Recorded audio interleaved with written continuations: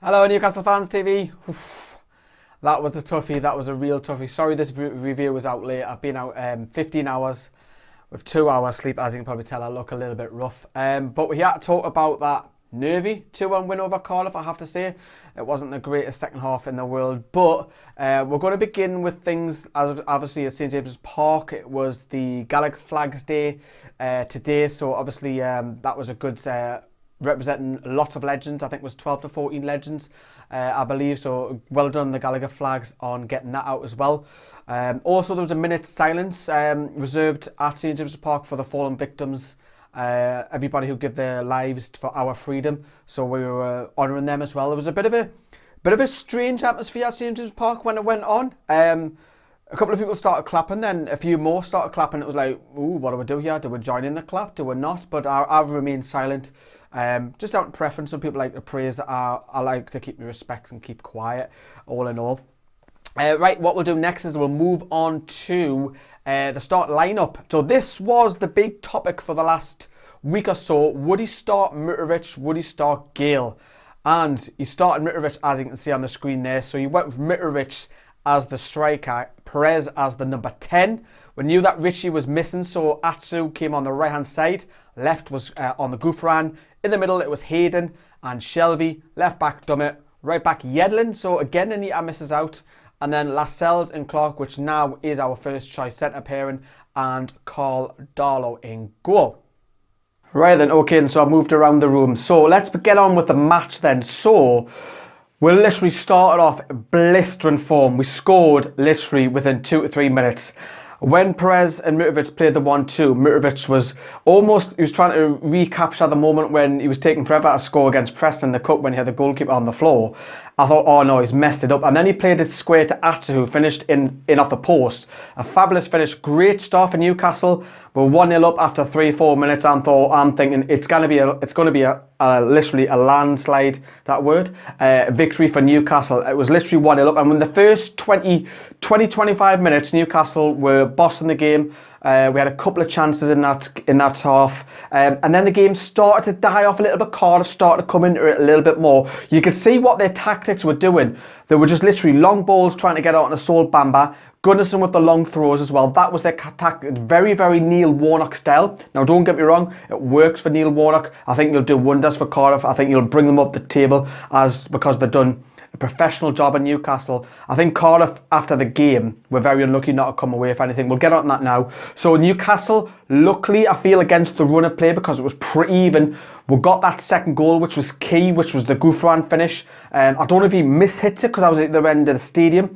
It looked like a miss hit, but it went in the bottom corner. A good finish in the corner. Newcastle 2-0 up just before half time, which was nice to see. Newcastle now have that two goal gap. And then you're thinking going into half time, this is it, it's game over. Cardiff will not come back. And then second half, you thought, right, Newcastle, go on and get the third. Missed a couple of opportunities, especially the Atsu one, when he was 3-1 goal and he blazed it over with his side foot. Also, Mitrovic had a chance very shortly after as well, which was a close side foot which went wide. And then you start to see Cardiff having a lot of the ball. All of the players were starting to come out. Predominantly on the left is Junior Hoylett, who I felt was their best player. Craig Noon also on the other side had a fairly decent game, but I felt that Paul Dummett in particular was one of the Newcastle's better players alongside Kieran Clark today. So they got the goal back, and to be honest, Cardiff proper deserved that goal. They were pressuring Newcastle, and I was like, oh God, hang on Newcastle, hang on. I was thinking Rafa's going to change it. He's going to bring Grant Hanley on, go 3 centre-backs, go for wing-backs or something. But you literally change a couple of, obviously, midfielders around, brought on Anita, pushed Yedlin further forward, switched Atsu to the left. But we hung on. We hung on for the victory. I think Newcastle should have scored earlier on with the chances. How we won the game, I think it's the quality of finishing. Newcastle won that game. Cardiff did have a few chances, don't get me wrong. And like I said, Junior Hoylett was their threat from the left. I think, like I said, Neil Warnock will literally push Cardiff up. I can see them coming up to the mid-table. He's an expert in this division. Newcastle got the win. It wasn't the greatest. No, we're going to hear from Rafa Benitez and Isaac Hayden on the win now. Rafa, congratulations. A big relief in the end. Yeah, we needed to score the third goal and finish the game. We didn't do it, and then they were pushing. this championship football, throw-ins, free kicks, and the ball in the box. The referee was allowed too many contact, and then that is also always good for the team that is strong physically, and they look for this kind of game. A fantastic start to the game for you when Christian Atsu put you ahead. Yeah, I think it was a great start. After we had 2 or 3 chances, the same situation that we had in the second half, we started well with 2 or 3 options, and it's just when you have to be more clinical and finish the game. Well, Isaac, it was a nervy finish, but do you think you deserved the 3 points in the end? Yeah, I mean, I think we thoroughly deserved the 3 points. We created a lot of chances. I think if we've been honest with ourselves, we probably should have made it 3, and then obviously hopefully 4 and onwards from there. But it wasn't to be. It was a 2-0 lead, and I think that's always a dangerous scoreline, because if they get 1 goal, then it always brings their tails back up. But no, I think it was overall, first 20 minutes I thought we were very, very good. Obviously got the really early goal and then built on it in the end of the first half, and we got it in the 44th minute, I think it was, to make it 2-0, and it was a good first half. Then obviously second half, we knew they were going to come out fast, and maybe a little bit sloppy on our part in the second half, but they got the job done in the end. So all in all, Isaac Hayden, very, very similar to what I was saying. First 20-25 minutes, really good. Kind of died off. We got that second goal, which we thought would be the killer. Cardiff come into the game second half, as I've already mentioned, you know. Notable mentions, players-wise, I think Dummett, as I already touched on, Clark. I think Atsu in spells was good, going backwards. I'm still a little bit shy. He got his goal, took that well.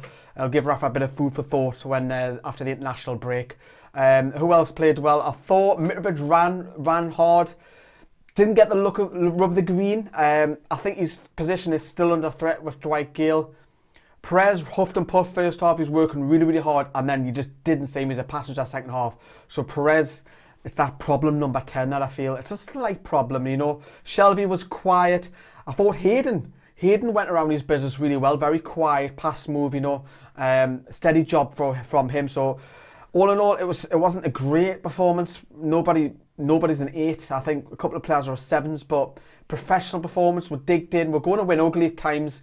Predominantly, mostly away, but we will have times at home where we'll have to grind out the result. Like I said, Cardiff, I think, are unlucky as well.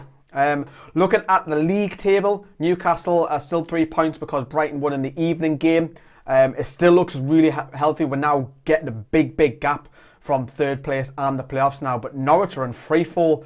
Our next team that we're going to be playing is a team who are in form with ourselves as well, which is Leeds. Leeds have come from nowhere. Gary Monk's done a fabulous job so far. Come from nowhere, now they're 6th in the division. They're going to be a real threat when we play them in 2 weeks' time. On the hindsight, we've got injuries coming back with Haidara. Elliott should be close to pushing. We should have Lazar ready to play. Well, I know Lazar's ready, but you know, like match fitness wise, right in the head. You've got Richie coming back from suspension. Murphy will be fit. Rolando Aarons is nearing as well, so Newcastle are going to have loads of options. It's a good option. Rafa the Tinkerman, as he likes to rotate as well. So it's going to be interesting.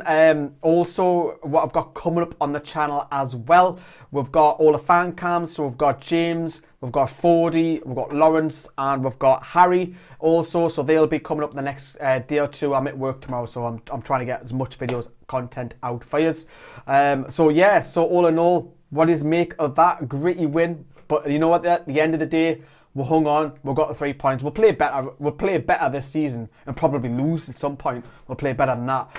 I'm going to leave you. If you're new to the channel, please subscribe. If you're a Newcastle fan and you like supporting the Geordie, like that button. And I thank you very much for watching. I'm going to head to bed, and I'll see you later.